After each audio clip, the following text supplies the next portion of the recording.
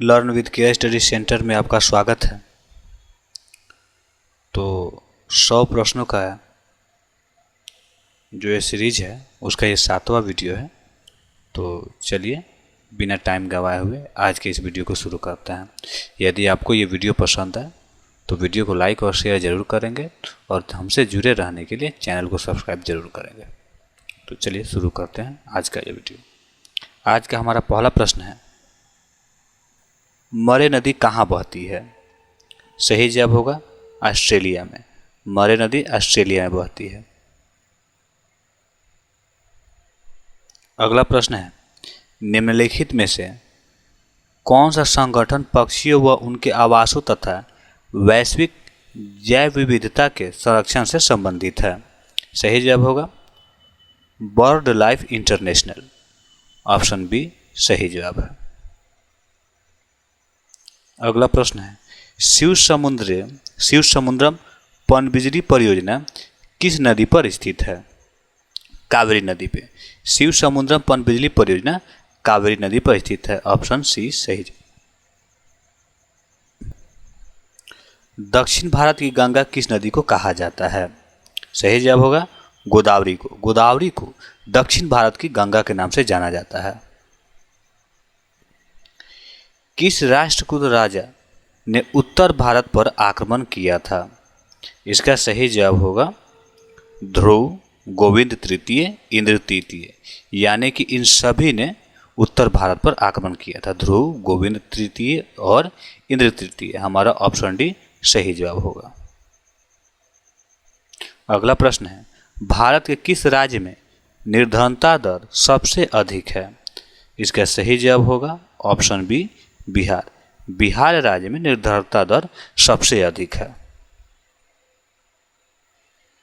अगला प्रश्न है, हजारों झीलों की भूमि किस देश को कहते हैं? ठीक है, तो हजारों झीलों की भूमि किस देश को कहा जाता है? सही जवाब है ऑप्शन ए फिनलैंड। फिनलैंड को हजारों झीलों की भूमि के नाम से भी जाना जाता है। हिंदू व्यू ऑफ लाइफ पुस्तक को किसने लिखा था? सही जवाब होगा doctor S Radhakrishnan. Doctor Sarvepalli Radhakrishnan ने हिंदू व्यू ऑफ लाइफ पुस्तक को लिखा था। ये हमारे देश के प्रथम उपराष्ट्रपति तथा द्वितीय राष्ट्रपति रहे हैं और इन्हीं के जन्म दिवस को 5 सितंबर को हम लोग शिक्षक दिवस के रूप में मनाते हैं। तो हमारा सही जवाब होगा ऑप्शन सी। कामायनी पुस्तक को किसने लिखा था? सही जवाब होगा जयशंकर प्रसाद। ऑप्शन ए सही जवाब होगा। अगला प्रश्न है, विश्वनाथन आनंद कौन सा खेल खेलते हैं? सही जवाब होगा ऑप्शन बी शतरंज। विश्वनाथन आनंद का संबंध शतरंज के खेल से है। अगला प्रश्न है, भारत में सर्वश्रेष्ठ सौर पुरस्कार कौन सा है? परमवीर चक्र। भारत में जो सर्वश्रेष्ठ सौर पुरस्कार है वो परमवीर चक्र है। ऑप्शन बी हमारा सही जवाब होगा।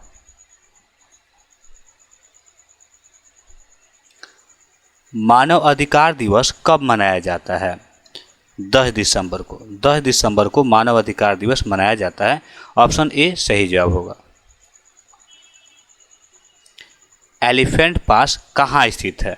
सही जवाब होगा थाईलैंड में। एलिफेंट पास थाईलैंड में स्थित है। ऑप्शन डी सही जवाब होगा। चलिए मिलान करते हैं हमको यहाँ पे, तो देखते हैं। तो 10वीं यहाँ दिया गया है, एक तो हमारा यहाँ पे अनुसूची दिया गया है, ठीक है, और दूसरी तरफ दिया गया है ईयर। तो मिलाना है हमको। तो 10वीं जो है वो 2002-2007, ठीक है। 11वीं जो है ये पंचवर्षीय योजना है, ठीक है। 11वीं पंचवर्षीय योजना कब से कब तक लागू हुआ था? तो ये हमको बताना है। 11वीं 2007 से 2012। 5वीं पंचवर्षीय योजना जो है वो कब लागू हुई थी? तो 1974 से 1979 के बीच में। और 12वीं पंचवर्षीय योजना जो है वो 2012 से 2017 के बीच लागू हुई थी, ठीक है। तो स्क्रीनशॉट लेके आप इसे याद कर लेंगे। अगला प्रश्न है, प्रकाश संश्लेषण के समय उत्सर्जित गैस कौन सी है? तो ध्यान से समझेंगे। प्रकाश संश्लेषण के दौरान जो गैस इस्तेमाल होती है वो होती है कार्बन डाइऑक्साइड, और जो गैस उत्सर्जित होती है वो होती है ऑक्सीजन। ऑप्शन ए हमारा सही जवाब होगा। और कमेंट बॉक्स में आप लोग प्रकाश संश्लेषण का समीकरण लिखेंगे। भारत का सबसे अधिक सिंचित क्षेत्र किस प्रदेश में है? इसका सही जवाब होगा option C Uttar Pradesh. Option C सही जवाब होगा। भारत में उत्तर प्रदेश में सबसे अधिक सिंचाई की जाती है। चलिए अगला प्रश्न है, कौन सा विटामिन वसा में घुलनशील है? ठीक है, तो यहाँ पे वसा में घुलनशील विटामिन पूछा जा रहा है, तो ऑप्शन ए सही होगा, विटामिन ए। तो जो विटामिन, देखिए विटामिन दो तरह के होते हैं, एक होता है वसा में घुलनशील विटामिन और एक होता है जल में घुलनशील विटामिन। तो जो जल में घुलनशील विटामिन है वो दो ही हैं, विटामिन बी और सी, ये जल में घुलनशील विटामिन है। जबकि वसा में घुलनशील विटामिन ए, डी, ई, के, ये विटामिन जो होता है ये वसा में घुलनशील विटामिन होता है। तो देखिए हमारे ऑप्शन में ए है, ठीक है, जबकि बी और सी जो है वो किस में, जल में घुलनशील होता है। तो प्रश्न ऐसे ही पूछा जा सकता है कि सब्जियों को धोने से कौन से विटामिन नष्ट हो जाते हैं? तो विटामिन बी और सी जो होते हैं, चूँकि ये जल में विलित हो जाते हैं, तो ये जल में घुल के जल के साथ बह जाते हैं। तो सब्जियों को काट के धोने से जिस विटामिन की नुकसान होती है वह बी और सी। चलिए आगे का प्रश्न देखते हैं। चलिए अगला प्रश्न, ये काफ़ी आसान और इम्पोर्टेंट प्रश्न है। तो ध्वनि का वेग किस में सर्वाधिक होता है? ठोस में। ऑप्शन ए सही जवाब होगा, ध्वनि का वेग ठोस में सर्वाधिक होता है। चलिए नीति आयोग का पूरा नाम क्या है? तो सही जवाब है national institute for transforming India आयोग। ठीक है, ये नीति आयोग का फुल फॉर्म है। और नीति आयोग का जो पुराना नाम है वो क्या है? योजना आयोग। योजना आयोग को ही अब नीति आयोग के नाम से जाना जाता है, इसे भी आप लोग ध्यान रखेंगे। भारत में सबसे अधिक क्षेत्रफल में किस फसल की खेती होती है? इसका सही जवाब होगा ऑप्शन ए धान। ठीक है, तो भारत में जो सबसे अधिक खेती की जाती है सबसे अधिक क्षेत्रफल पे, वो फसल है धान। ठीक है, तो ऑप्शन ए हमारा सही जवाब होगा। चलिए अगला प्रश्न देखते हैं हम लोग। भारत में हरित क्रांति की शुरुआत कब हुई थी? तो वर्ष 1966-67 में हरित क्रांति का जो शुरुआत हुई थी वो वर्ष 1966 में शुरू हुई थी। ठीक है, और एम.एस. स्वामीनाथन की अध्यक्षता में ये शुरू हुआ था। उन्हें ही हरित क्रांति का जन्मदाता कहा जाता है। तो ऑप्शन सी हमारा सही जवाब होगा। अगला प्रश्न है, शोल्ज ने किसका आविष्कार किया था? सही जवाब होगा टाइपराइटर का। ऑप्शन बी सही जवाब होगा, शोल्ज के द्वारा टाइपराइटर का आविष्कार किया गया था। चलिए अगला प्रश्न है, तीन प्रतिद्वंदी शक्तियों प्रतिहारों, पालो तथा राष्ट्रकूटों का प्रायः एक ही साथ पतन हुआ, क्यों हुआ था? तो उनकी शक्ति लगभग एक समान थी। सही है ये।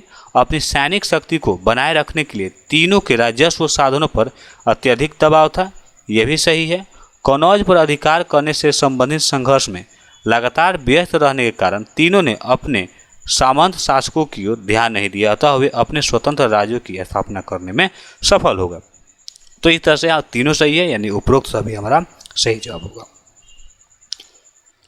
अगला प्रश्न है, किलिमंजारो पर्वत शिखर किस देश में स्थित है? इसका सही जवाब होगा तंजानिया। किलिमंजारो पर्वत शिखर तंजानिया देश में स्थित है। ऑप्शन ए हमारा सही जवाब हो जाएगा। अगला प्रश्न है, स्थानीय पवन का कौन सा एक उदाहरण है? Option D Chinook. चिनूक एक स्थानीय पवन का उदाहरण है। अगला प्रश्न है, तुर्कों के विरुद्ध राजपूतों की लगातार पराजय का मुख्य कारण क्या था? तो देखते हैं। तो भारतीय शासकों द्वारा महमूद गजनवी के प्रारंभिक आगमन के वास्तविक महत्व या दूरगामी दुष्परिणामों को समझ न पाने की विफलता। ये सही है। चलिए दूसरा कारण देखते हैं। तुर्की सेना के पास मध्य एशियाई नस्ल के अच्छे घोड़े वाली शक्तिशाली अश्वसेना का होना, ये भी सही है। तुर्की द्वारा प्रयुक्त केंद्रीय एशियाई रणनीति भारतीय रणनीति से कहीं अधिक श्रेष्ठ थी, ये भी सही है। तो उपरोक्त सभी हमारा सही जवाब हो जाएगा, यानी कि तीनों ही कारण सही है। ऑप्शन डी हमारा सही जवाब हो जाएगा। चलिए अगला प्रश्न देखते हैं। मर्डेका कप किस खेल से संबंधित है? सही जवाब होगा फुटबॉल। ऑप्शन सी सही जवाब हो जाएगा। अगला प्रश्न है, नीली क्रांति किससे संबंधित है? सही जवाब होगा मत्स्य उत्पादन से। नीली क्रांति मत्स्य उत्पादन से संबंधित है। ऑप्शन ए सही जवाब हो जाएगा। अगला प्रश्न है, निम्नलिखित में कौन सही सुमेलित है? तो इसमें से हमको सही सुमेलित बताना है, ठीक है। तो हरित क्रांति ये खाद्यान्न उत्पादन से संबंधित है, ये सही है। श्वेत क्रांति ये अंडा उत्पादन से संबंधित नहीं है, बल्कि ये दूध उत्पादन से संबंधित है। रजत क्रांति ये फल उत्पादन से संबंधित नहीं है, ठीक है, बल्कि ये पेट्रोलियम उत्पादन से संबंधित है। और हरित क्रांति ये खाद्यान्न उत्पादन से संबंधित है। तो ये ऑप्शन ये 3 नंबर क्रम सही जवाब होगा। अगला प्रश्न है, दक्षिण भारत के समकालीन न्यायारों तथा अलवारों के संबंध में कौन सा कथन सत्य नहीं है, यानी इनमें से असत्य बताना है। तो वे कठोर संयमित जीवन में विश्वास रखते थे, ये बिल्कुल गलत है, ये सही नहीं है। जो कि सही है, वे धर्म को ईश्वर तथा भक्त के बीच प्रेम पर आधारित एक जीवंत बंधन मानते थे, ये बिल्कुल सही है। उन्होंने सामान्य जनों द्वारा प्रयुक्त भाषा का प्रयोग किया, ये भी सही है। वे जातिगत असमानताओं के विरोधी थे, ये भी सही है। तो हमें इसमें असत्य बताना था, तो असत्य ए है। इस तरह से हमारा सही जवाब क्या हो जाएगा? Option A. चलिए, वीरभूमि किसका समाधि स्थल है? सही जवाब होगा राजीव गांधी, ऑप्शन ए सही जवाब होगा। समाधि महापुरुषों से संबंधित जो भी समाधियां हैं उनसे संबंधित प्रश्नों को कराया जा चुका है, फैक्ट और उसका प्रैक्टिस भी कराया जा चुका है एक ही वीडियो में। आप जाके हमारे प्लेलिस्ट में देख सकते हैं, काफ़ी बेहतरीन ढंग से बताया गया है, आपको एक ही बार में याद हो जाएंगे। अगला प्रश्न है, तंत्रवाद से कौन प्रभावित हुआ? तो सही जवाब होगा बौद्ध, शक्ति और नाथपंथी, ये तीनों प्रभावित हुए। अगला प्रश्न है, राष्ट्रीय आय लेखाओं के अनुसार द्वितीयक क्षेत्र के अधीन निम्नलिखित में से कौन से व्यवसाय सम्मिलित हैं? तो इसका सही जवाब होगा निर्माण और सूचना प्रौद्योगिकी, ये दोनों ही सम्मिलित है। अगला प्रश्न है, कीमत विभेद का क्या तात्पर्य है? सही जवाब होगा वह परिस्थिति जिसमें एक ही उत्पाद को विभिन्न ग्राहकों को अलग अलग कीमत पर बेचा जाता है, इसी परिस्थिति को कीमत विभेद कहा जाता है। तो ऑप्शन बी हमारा सही जवाब हो जाएगा। भारत सरकार को कानूनी विषयों पर परामर्श कौन देता है? सही जवाब है उच्चतम न्यायालय का मुख्य न्यायाधीश, ऑप्शन बी हमारा सही जवाब हो जाएगा। अगला प्रश्न है, विटामिन डी की कमी से कौन सा रोग होता है? सही जवाब होगा रिकेट्स, विटामिन डी की कमी से रिकेट्स रोग होता है, ठीक है। जो अरक्तता होता है ये लोहे की कमी से होता है, स्कर्वी विटामिन सी की कमी से होता है, और बेरी विटामिन बी की कमी से होता है। संविधान के किस अनुच्छेद के अंतर्गत संघ लोक सेवा आयोग के सदस्यों को हटाया जा सकता है?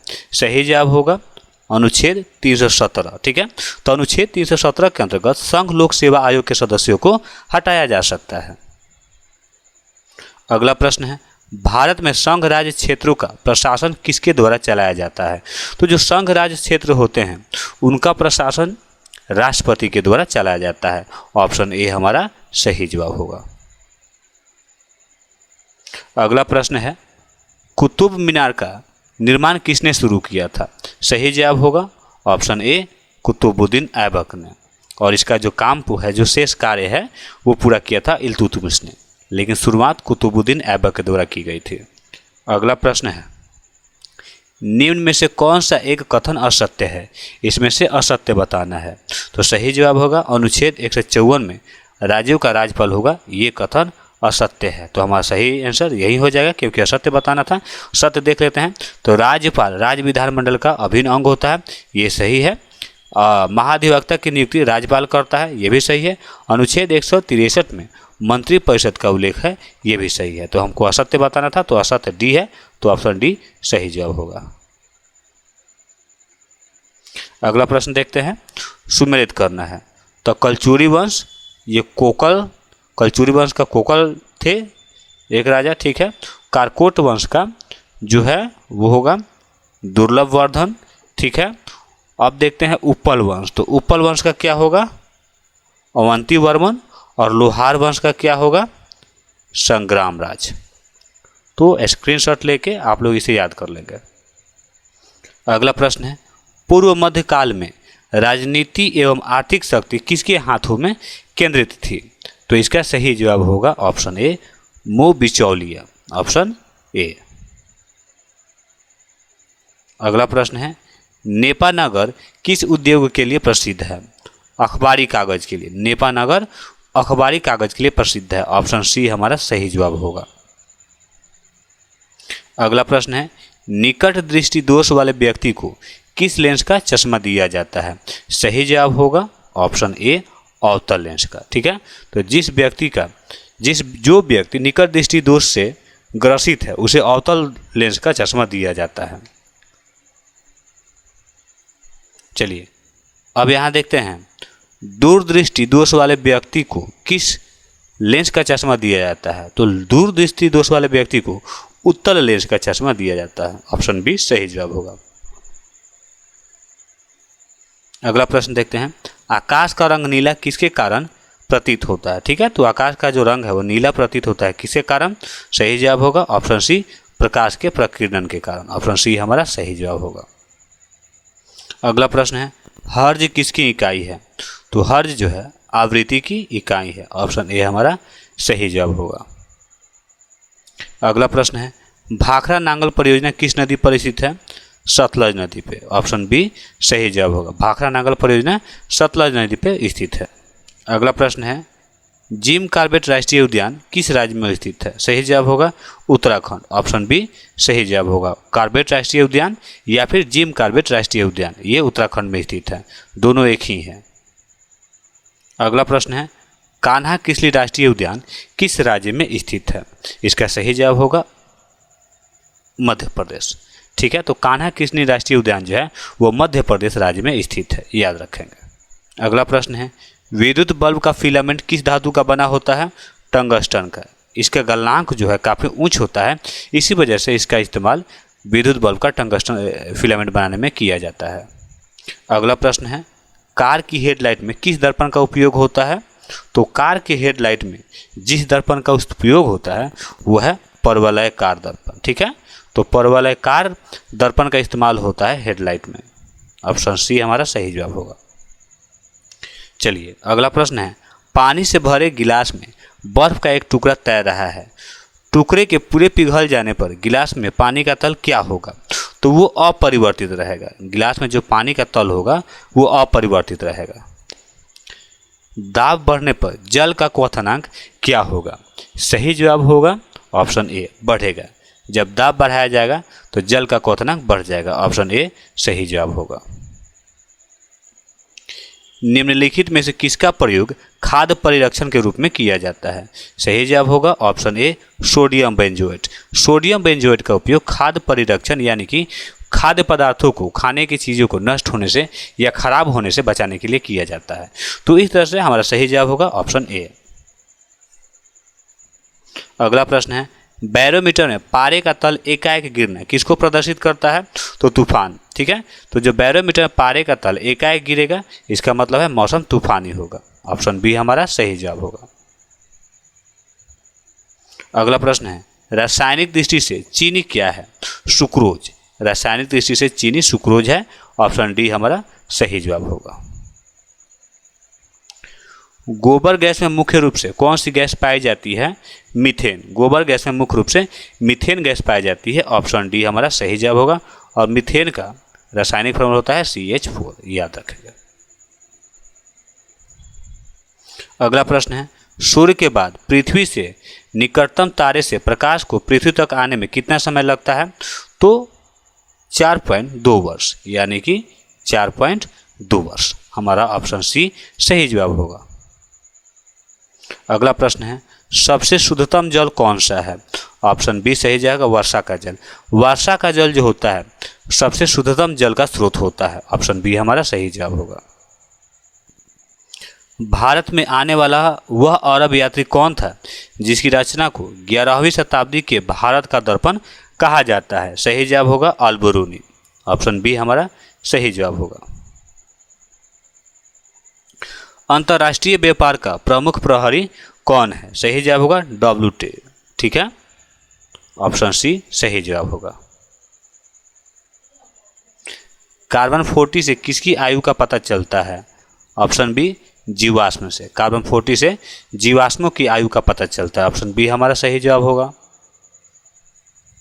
अगला प्रश्न है, निम्नलिखित में से कौन जैव विविधता के बाह्य स्थल संरक्षण से संबंधित है? तो जैविक उद्यान ये भी सही है, बीज बैंक सही है, जीन पूल सही है, यानी कि ऑप्शन डी सही जवाब होगा। ये सभी सही हैं। विज्ञान दिवस कब मनाया जाता है? सही जवाब होगा 28 फरवरी। 28 फरवरी को विज्ञान दिवस मनाया जाता है। ऑप्शन सी सही जवाब है। ब्रोंकाइटिस किसका एक रोग है? सही जवाब होगा फेफड़ा का। ब्रोंकाइटिस जो रोग है वो फेफड़े से संबंधित है। तो ऑप्शन डी सही जवाब होगा। बीसीजी का टीका किसके बचाव के लिए लगाया जाता है? क्षय रोग से बचाव के लिए। ठीक है, तो क्षय रोग से बचाव के लिए बीसीजी का टीका लगाया जाता है। ऑप्शन सी सही जवाब होगा।